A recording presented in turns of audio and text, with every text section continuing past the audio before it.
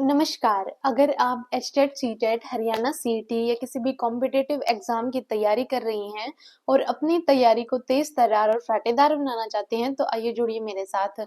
आज हम अपनी ईवीएस की क्लास रिकॉर्ड करेंगे। ईवीएस की क्लास में हमने 2 क्लासेस एचटेट के लिए स्पेशली रिकॉर्ड की हैं। आज हम ईवीएस के और आगे वाले जो पीवाईक्यूज हैं उनको देखेंगे। देखिए, मैंने एक शॉर्ट वीडियो में आपको बताया भी था एग मार्क क्या है। एग मार्क, एग मार्क चिन्ह क्या है? ये एग मार्क चिन्ह मैंने एक शॉर्ट वीडियो में भी बताया था। जो भी पदार्थों की गुणवत्ता है उसको बताने के लिए उन पर एग मार्क का चिन्ह लगाया जाता है।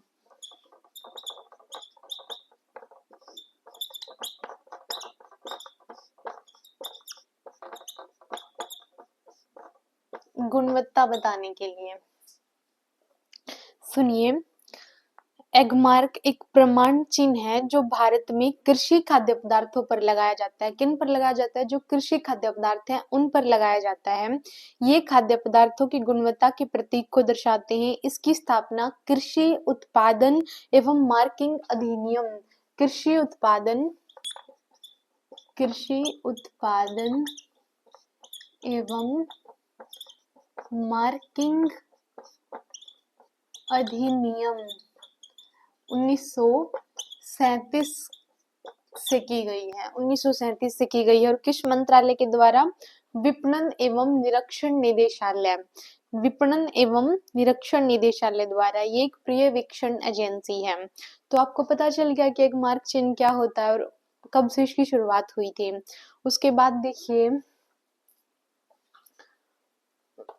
आर्सेनिक के बारे में सुना है आपने?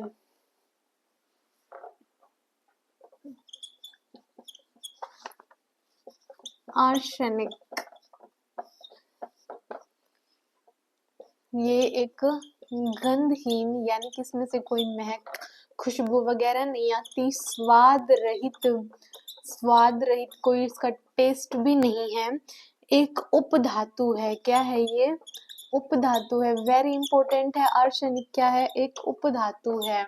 आर्सेनिक क्या है? एक उपधातु है जो पृथ्वी की सतह के नीचे प्रचुर मात्रा में पाई जाती है। यदि जल में आर्सेनिक की मात्रा बढ़ जाए तो इससे कई बीमारियां होती हैं, जैसे स्किन का कैंसर, त्वचा का फटना और फेफड़ों से संबंधित बीमारी। हमारे इंटरनल ऑर्गन्स जो हैं वो भी इससे काफी इफेक्ट होते हैं। किससे? आर्सेनिक से। अगर ये आर्सेनिक है, ये हमारे जल में ज्यादा बढ़ जाए तो ये क्या करता है? बीमारियां फैलाता है। त्वचा से संबंधित या पानी से संबंधित जो भी बीमारियां होती हैं वो सभी बीमारियां ये फैलाने का काम करता है। आर्सेनिक की सांद्रता से सर्वाधिक जल प्रदूषण पश्चिम बंगाल, उसके पश्चात बिहार, यूपी और झारखंड में होता है। भारत में गंगा और ब्रह्मपुत्र नदी के कछारीय क्षेत्रों में भूजल की आर्सेनिक की मात्रा अधिक पाई जाती है। जहाँ पर गंगा और ब्रह्मपुत्र का मतलब कछारीय क्षेत्र है, वहां पर ये ज्यादा पाई जाती हैं। आर्सेनिक क्या है? एक उपधातु है। इससे त्वचा संबंधी रोग होते हैं मेनली, ये याद रखिए। और ये कहाँ पर? ये मान लीजिए ये गंगा है, ये यहाँ पर यूपी, बिहार, झारखंड, पश्चिम बंगाल और उसके बाद बांग्लादेश, ब्रह्मपुत्र नदी से भी। तो ये अक्षेत्र है ना, मतलब इस वाले अक्षेत्र में, गंगा के इस वाले अक्षेत्र में इस आर्सेनिक की मात्रा, गंगा और ब्रह्मपुत्र के क्षेत्र में इस आर्सेनिक की मात्रा ज्यादा पाई जाती है, जो हानिकारक है हमारी त्वचा के लिए, हमारे इंटरनल ऑर्गन्स के लिए। इसे त्वचा का केंद्र बहुत इंपॉर्टेंट है। त्वचा का कैंसर इससे होता है। किससे होता है? इससे आर्सेनिक से होता है। उसके बाद नेक्स्ट क्वेश्चन देखिए, भारत सरकार द्वारा वन्य जीवों के अवैध शिकार को रोकने के लिए पौधों के संरक्षण हेतु भारत सरकार द्वारा वन्य जीव संरक्षण अधिनियम कब पारित किया गया? भारतीय वन्य जीव संरक्षण अधिनियम।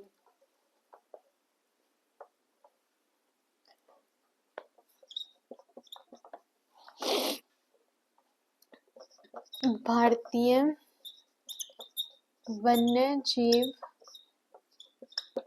संरक्षण अधिनियम इम्पोर्टेंट है एस्टेट के लिए। कब पारित हुआ? 1972 में इसको पारित किया गया था। कब पारित किया गया था? 1972 में। उसके बाद नेक्स्ट क्वेश्चन देखिए, दूध का दही बनना कौन सी प्रक्रिया कहलाती है? तो इसको बोलते हैं किण्वन। कौन सी प्रक्रिया? किण्वन प्रक्रिया बोलते हैं। इसमें जो जटिल कार्बनिक पदार्थ हैं वो सरल कार्बनिक पदार्थ में टूट जाते हैं। और किस जीवाणु से ये प्रक्रिया होती है? लैक्टोबैसिलस। लैक्टोबैसिलस से। किस जीवाणु से होती है ये? लैक्टोबैसिलस से। दूध से दही जमना किण्वन की प्रक्रिया कहलाती है। और ये किससे होती है? लैक्टोबैसिलस से होती है। किससे होती है? लैक्टोबैसिलस से। उसके बाद देखिए नेक्स्ट क्वेश्चन है, ब्रह्मांड में हाइड्रोजन और हीलियम गैस की प्रधानता होती है। हाइड्रोजन और हीलियम ये ब्रह्मांड में ज्यादा पाई जाती है, इनकी मात्रा ज्यादा होती है। उसके बाद देखिए नेक्स्ट क्वेश्चन है, वर्मी कल्चर क्या होता है?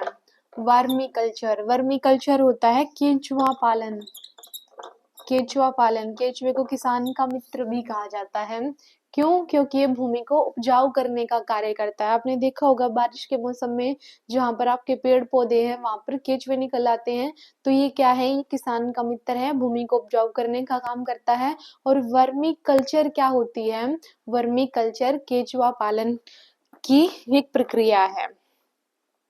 उसके बाद देखिए इम्पोर्टेंट क्वेश्चन है, शीतकाल में घाना पक्षी विहार, केवला पक्षी विहार, साइबेरियन सारस दिखाई देते हैं। जो घाना पक्षी विहार है या केवला पक्षी विहार है, घाना पक्षी विहार कहाँ पर है? ये राजस्थान में है। शीतकाल में यहाँ पर जो सारस पक्षी है ना वो दिखाई देते हैं। और जो अपना हरियाणा है ना, हरियाणा के गुरुग्राम में भी एक सुल्तानपुर पक्षी विहार है, वहां पर ये सारस पक्षी आते हैं। उसके बाद देखिए हमारे शरीर की प्रोटीन फैक्ट्री कौन सी है? तो राइबोसोम।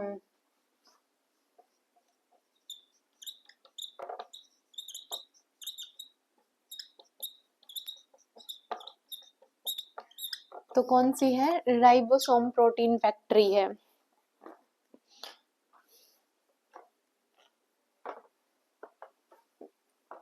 ये सारे क्वेश्चंस इम्पोर्टेंट है और ये आपके बेस को तैयार करने का काम करेंगे।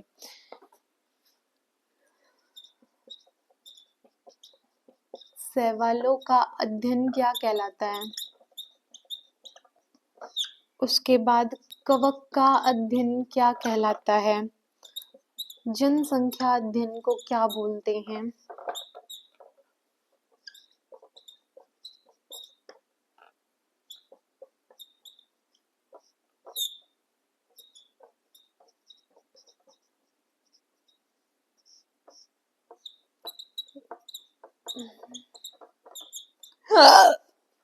सॉरी, यहाँ देखिए शैवालों का अध्ययन क्या कहलाता है? फाइकोलॉजी। शैवालों के अध्ययन को क्या कहते हैं? शैवालों के अध्ययन को फाइकोलॉजी कहते हैं। और कवक के अध्ययन को क्या कहते हैं? कवक के अध्ययन को माइकोलॉजी बोलते हैं। जनसंख्या अध्ययन क्या कहलाता है? जनसंख्या अध्ययन डेमोग्राफी कहलाता है।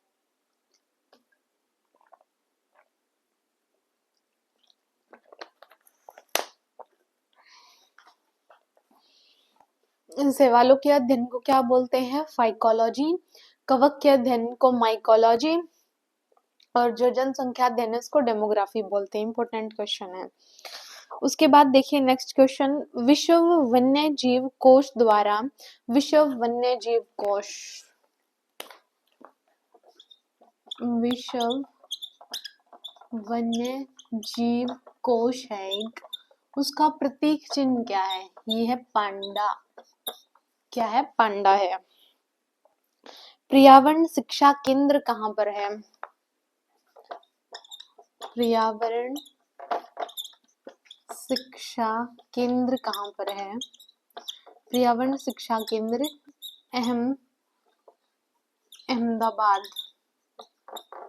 अहमदाबाद में है। जैसे मोदी जी अहमदाबाद गुजरात साइड से हैं, वो पर्यावरण के बारे में ज्यादा अलर्ट हैं, तो पर्यावरण की शिक्षा कहाँ दी जाती है? अहमदाबाद में दी जाती है। भारत का सबसे बड़ा नेशनल पार्क कौन सा है? तो Hamish. Hamish national park, Hamish मतलब बड़ा, तो कहाँ पर है ये? हेमिश से सबसे बड़ा जम्मू कश्मीर में। वैली ऑफ फ्लावर किसे कहते हैं? वैली ऑफ फ्लावर उत्तराखंड को कहा जाता है। भारत की खनिज संपदा के नाम से जाना जाता है छोटा नागपुर का पठार। जो छोटा नागपुर का पठार है, ये भारत की खनिज संपदा है, क्योंकि यहाँ पर बहुत ज्यादा खनिज पाए जाते हैं। उसके बाद नेक्स्ट क्वेश्चन देखिए,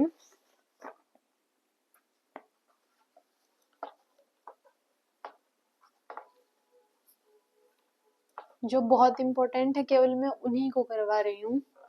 धुआंधार जलप्रपात कहाँ पर है? धुआंधार जलप्रपात कहाँ पर है? ये है जबलपुर में, नर्मदा नदी पर। जबलपुर में नर्मदा नदी पर है। धुआंधार, जबल का धुआंधार होता है कहाँ पर? नर्मदा नदी पर। SO2 सर्वोत्तम सूचक है। SO2 गैस है, ये सर्वोत्तम सूचक है लाइकेन का। बहुत इंपॉर्टेंट क्वेश्चन है एचटेट के लिए, वेरी इंपॉर्टेंट है। SO2 मतलब जहाँ SO2 की मात्रा ज्यादा हो जाए, मतलब लाइकेन ज्यादा है। अल्फा विष बनता है कवक से। कोई विष है, एफ्ला विष। एफ्ला विष किससे बनता है? कवक से। कवक के अध्ययन को क्या बोलते हैं? माइकोलॉजी। महान हिमालय नेशनल पार्क कहाँ पर है? ये नेशनल पार्क बहुत इंपॉर्टेंट है, ये कुल्लू में है। महान हिमालय नेशनल पार्क, कुल्लू में जब घूमने जाना तो देखना, कुल्लू में महान हिमालय नेशनल पार्क कहाँ पर है? कुल्लू में है, कुल्लू में। मैंग्रोव वनस्पति का सर्वाधिक विस्तार कहाँ पर है? मैंग्रोव वन कहाँ पाए जाते हैं? वेस्ट बंगाल में पाए जाते हैं। नीलगिरी की पहाड़ियों में सर्वाधिक प्रजाति पाई जाती है सांगोन की। भारत में बहुउद्देशीय नदी घाटी परियोजना का निर्माण दामोदर नदी पर हुआ था। BMD की फुल फॉर्म क्या है? Bone mineral density. Bone mineral density एक काला आजार, एक बीमारी है, ये सिकता मक्खी से होती है। किससे होती है? सिकता मक्खी से, काला आजार।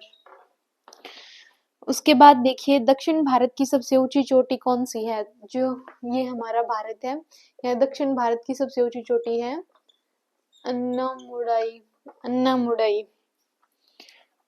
डोडा बेटा भी जिसको बोलते हैं। नीलगिरी की कौन सी है? डोडा बेटा है। अन्नामुडाई किसकी है? दक्षिण भारत की। कांगड़े घाटी नेशनल पार्क छत्तीसगढ़ में है। कांगड़े, जैसे किसी चीज पर ना 36 कांगड़े लगे हुए हैं, तो कहाँ पर है ये?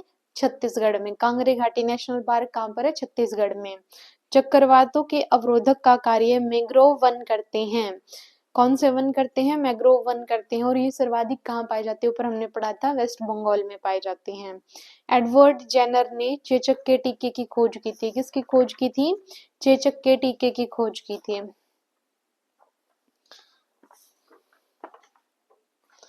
उसके बाद देखिए, सुंदरलाल बहुगुणा को जानते हैं आप?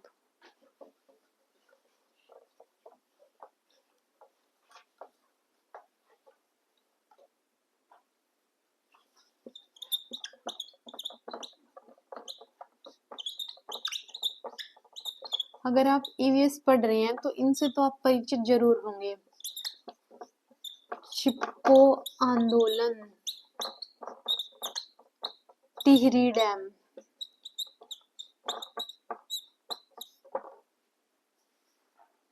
चिपको आंदोलन के प्रवर्तक कौन थे? सुंदरलाल बहुगुणा। और इन्होंने टिहरी डैम का विरोध किया था। किसका विरोध किया था? टिहरी डैम का विरोध किया था।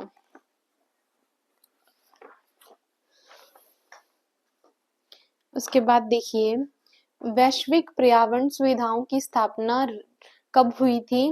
रियो समिट में 1992 में। पृथ्वी पर विद्यमान जलमंडल हाइड्रोस्फीयर का समुद्री जल कितना है? 97%। 3% वैसा पानी है। समुद्री जल में सर्वाधिक लवण sodium chloride. Sodium chloride.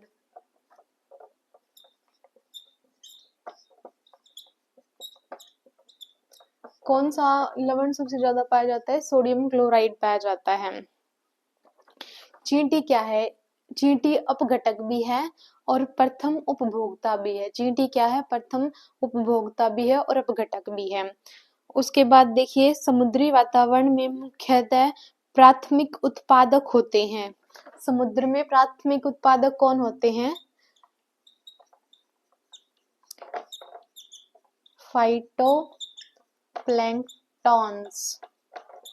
Phytoplanktons होते हैं। बीओडी क्या होता है? Biological oxygen demand. COG chemical oxygen demand. उसके बाद है, बहुत इंपॉर्टेंट क्वेश्चन है, इताई जो डिसीज है ये किससे होती है? इताई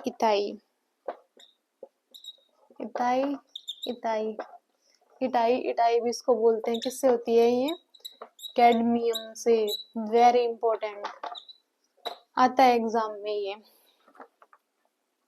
इन्वायरमेंटल प्रोटेक्शन एक्ट कब पारित हुआ? 1986 में। आसान है।